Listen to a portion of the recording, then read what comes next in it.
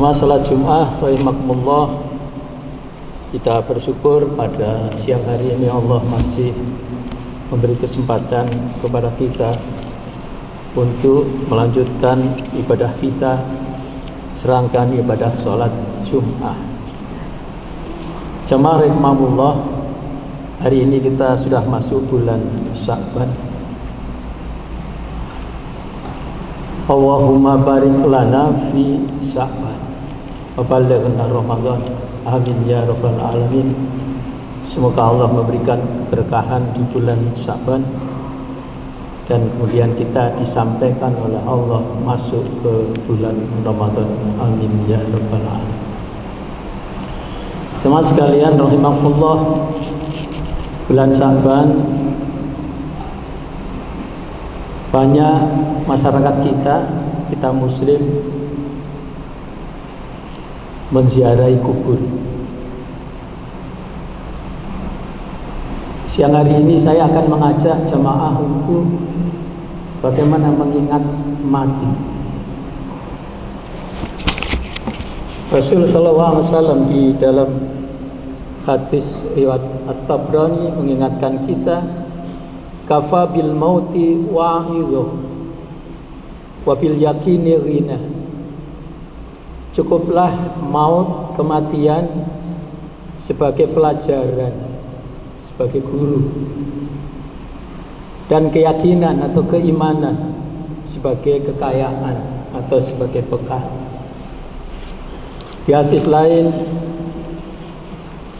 riwayat Dailami, Rasulullah SAW menyatakan, aksiru dzikral maut, fama min abdin aktsaru dzikrahu illa ahya Allahu qalbahu wa hawwana alaihil maut. Perbanyaklah mengingat kematian. Seorang hamba yang banyak mengingat kematian, maka Allah akan menghidupkan hatinya dan diringankan baginya akan sakitnya kematian, sakaratul maut. Jamaah rahimakumullah, Rasulullah selalu mengingatkan kematian adalah suatu pelajaran yang harus kita ambil. Oleh Allah SWT, makhluk hidup khususnya kita manusia yang suatu saat pasti mati, dan Allah sudah menyatakan di banyak ayat, kullu nafsin dha'iqatul maut. Jadi setiap yang berjiwa, bernyawa akan suatu saat merasakan kematian. Di surah Al-Imran 185 dinyatakan demikian. Kemudian di ayat itu ditegaskan juga, wa innama tuwaffawna ujurakum yaumal qiyamah, dan sesungguhnya pada hari kiamat saja nanti disempurnakan pahalamu. Faman zuziha 'anil nari wa adkhilal jannata faqad faz. Maka barang siapa yang dijauhkan dari neraka dan dimasukkan ke dalam surga, maka sungguh ia telah beruntung, telah sukses. Kemudian diingatkan juga di ayat ini, wa mal hayatud dunya illa mata'ul ghurur, dan tidaklah kehidupan dunia itu hanyalah kesenangan yang memperdayakan. Jamaah rahimakumullah, itu tadi ayat 185 surah Al-Imran. Pada ayat berikutnya 186, saya baca terjemahannya. Kamu sungguh akan diuji terhadap hartamu dan dirimu. Latublawunna fi amwalikum wa anfusikum. Dan juga kamu sungguh-sungguh akan mendengar dari orang-orang yang diberi kitab sebelumnya kamu, dan dari orang-orang yang mempersekutukan Allah gangguan yang banyak yang menyakitkan hati. Jika kamu bersabar dan bertakwa, maka sesungguhnya yang demikian itu termasuk urusan yang patut diutamakan, kesabaran dan ketakwaan. Jamaah rahimahullah, di ayat lain surah Al-Anbiya ayat 35, A'udzubillahi minasyaitonirrajim, kullu nafsin dha'iqatul maut. Setiap yang berjiwa akan merasakan kematian. Wa nabluukum bisyarri wal khairi fitnatan wa ilaina turja'un. Kami akan menguji kamu dengan keburukan dan kebaikan sebagai cobaan yang sebenar-benarnya, dan hanya kepada kamilah kamu dikembalikan. Jamaah rahimahullah, hidup adalah ujian. Kita dikatakan lulus kalau kita taat kepada Allah, kalau kita mengikuti aturan-aturan yang digariskan Allah dan Rasul-Nya. Jemaah sekalian, ketika kita sakit itu ujian, kita sikapi dengan kesabaran. Ketika kita sehat itu ujian. Kita ujian lulus kalau menggunakan kesehatan itu untuk bersyukur dengan cara selalu beribadah, taat kepada Allah SWT. Kita dipinjami Allah anggota tubuh, mulut misalnya. Mulut kita diperintah Allah untuk makan minum, untuk bicara. Mulut bicara itu bisa bicara baik-baik, bicara secara jujur, atau bisa juga bicara yang buruk-buruk, bicara yang bohong, bisa saja. Tapi ketika kita ingin ujian lulus, bicara harus baik-baik, bicara harus jujur. Ketika orang berbicara buruk, bicara bohong, dia tidak lulus ujiannya. Ketika kita dicukupi Allah dengan rezeki yang cukup, kita bersyukur dengan cara melaksanakan perintah Allah, untuk senantiasa taat kepada Allah, kita bagikan zakat, infak, sedekah, itulah lulus ujian. Tetapi ketika uang banyak itu menjadikan kita rakus, serakah, sombong, males untuk zakat, infak, sedekah, itulah ujian yang gagal. Jamaah rahimahumullah, ayat lain juga mengingatkan kepada kita, kullu nafsin dha'iqatul maut, Al-Ankabut 57, setiap jiwa pasti merasakan kematian. Tsumma ilaina turja'un, kemudian kepada kami semua dikembalikan. Inna lillahi wa inna ilaihi raji'un. Semua milik Allah, semua kembali kepada Allah.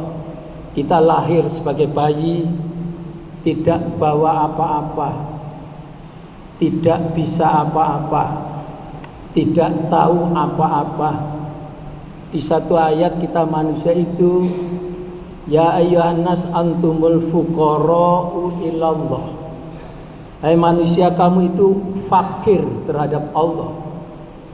Al-fakir bermakna tidak tahu apa-apa, tidak bawa apa-apa, tidak bisa apa-apa. Ketika bayi kita seperti itu, dan nanti ketika mati, dan semua orang pasti mati juga sama. Artinya dua kepastian bayi dan kepastian mati, itu menunjukkan bahwa sesungguhnya manusia itu tidak punya apa-apa. Orang duwe apa-apa, orang nggawa apa-apa, ora iso apa. Nah, sekarang kita bersyukur alhamdulillah dalam keadaan hidup seperti ini. Ini sesungguhnya hakikatnya Allah yang membuat kita seperti ini. Kita bisa menikmati dengan mata kita keindahan dunia. Kita bisa menikmati dengan telinga kita suara indahnya dunia. Kita bisa menikmati berbagai lezatnya makannya, segarnya semua minuman. Allah ciptakan mulut, lidah, gigi dalam mulut kita. Itu semua dari Allah. Kita bisa apa-apa itu karena Allah. Orang Jawa mengatakan urip kuwi saderma nglakoni kadya wayang ana dalange. Hidup ini sekedar menjalani. Menjalani apa? Menjalani apa maunya yang maha menghidupkan kita. Sejatining urip kuwi urip miturut sing gawe urip. Ora urip sak geleme udile nafsune dhewe. Kadya wayang ana dalange. Manusia itu di hadapan Allah al-fakir kalau menurut Quran.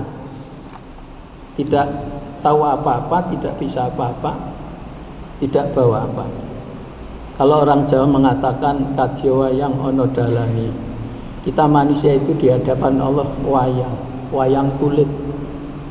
Dan Allah dalam kita yang sesungguhnya. Wayang kulit itu benda mati. Hanya kulit, hanya sedikit kayu, ada cat dan sebagainya, dan tidak bisa apa-apa. Wayang kulit itu mau apa-apa karena dilakukan dalangnya. Wayang kulit tetap di kotaknya kalau dalangnya tidak mengeluarkannya. Wayang kulit bisa main kalau dalangnya memainkannya. Tidak ada wayang kulit yang protes sama dalangnya. Pak dalang, saya sumuk di kotak ini, mbok saya dikeluarkan, protes sama dalangnya. Pak dalang, saya bagian main yang dipukuli terus nggak enak, gantian dia yang tak pukuli gitu. Tidak ada wayang kulit yang protes dengan dalangnya.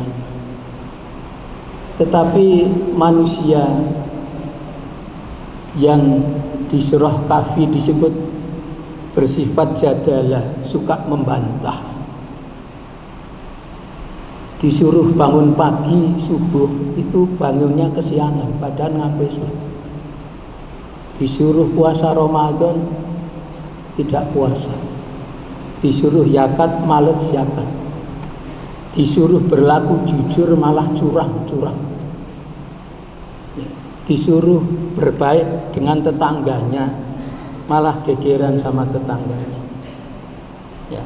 Jadi manusia yang suka bermaksiat, manusia yang ingkar kepada Allah itu lebih rendah dari wayang kulit derajatnya. Naudzubillah kita. Jamaah rahimakumullah. Rasul sallallahu alaihi wasallam sampai menyatakan dalam satu hadis, ini Masya Allah luar biasa, hadis ini riwayat Imam Nasa'i dari sahabat Abi Hurairah, qala Rasulullah sallallahu alaihi wasallam, ya'ti 'alan nasi zamanun ma yubalil rajulu min aina asabal mala min halalin au haram. Rasul sallallahu alaihi wasallam menyatakan, ya'ti 'alan nasi zamanun, suatu saat akan datang suatu zaman, ya, ma yubalil rajulu min aina asabal mala, suatu zaman di mana seseorang itu tidak peduli lagi dari mana dia mendapatkan hartanya atau keduniaan, ya. Harta itu termasuk sandang, pangan, papan, uang, kendaraan, jabatan, kursi dan sebagainya. Orang tidak peduli lagi dengan halal haramnya, min halalin au haram. Nabi nyatakan, gak peduli dengan halal haram, yang penting dapat duit, yang penting dapat jabatan, dapat kursi. Tidak urusan halal haram, tidak urusan melanggar etika dan sebagainya. Nah, jemaah sekalian, ini contoh, ya.